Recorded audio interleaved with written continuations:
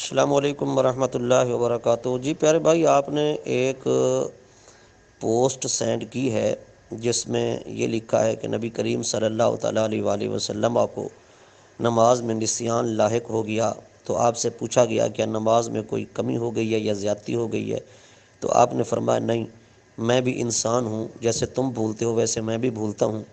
تو اس حدیث سے مطلب کسی شخص نے یہ نقطہ نکالا ہے کہ حضور بشر تھے، نور نہیں تھے۔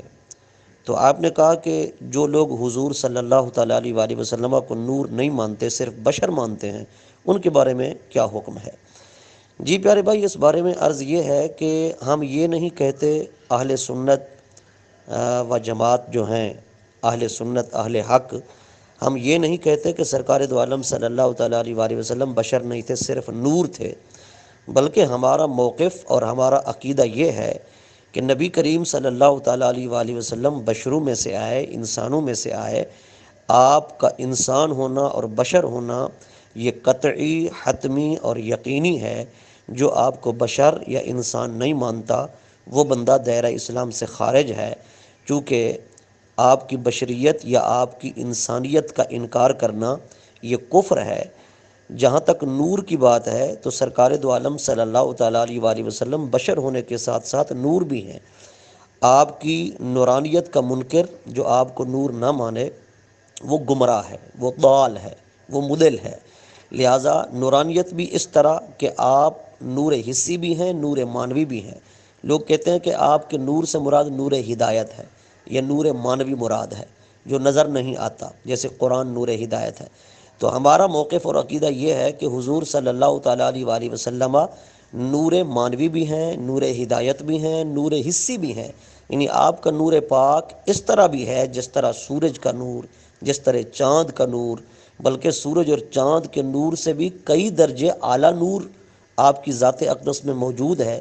یہی وجہ ہے کہ آپ سورج کے سامنے کھڑے ہوں، چاند کے سامنے کھڑے ہوں، سورج کی دھوپ میں، روشنی میں، چاند کی چاندنی میں آپ کے جسم اقدس کا سایہ مبارک نہیں ہوتا تھا، چونکہ آپ کی نورانیت جو ہے وہ سورج اور چاند پہ غالب آ جایا کرتی تھی۔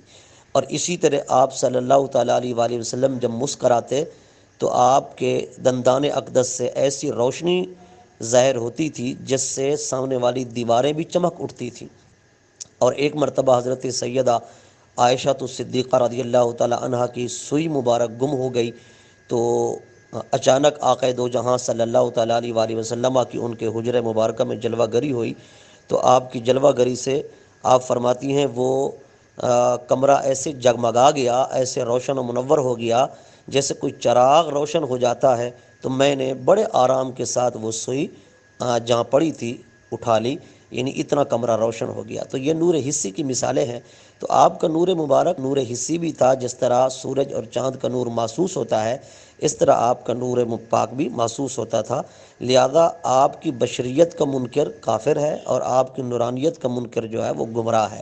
بہرحال آپ نور بھی ہیں، آپ بشر بھی ہیں۔ بشریت اور نورانیت ایک ذات میں جمع ہو جانا یہ اللہ تبارک و تعالیٰ کی قدرت سے بعید نہیں ہے۔ اللہ تبارک و تعالیٰ اس بات پہ بھی قادر ہے۔ لہٰذا آپ کی نورانیت کا بالکل انکار کرنا یہ گمراہی ہے۔ السلام علیکم ورحمۃ اللہ وبرکاتہ۔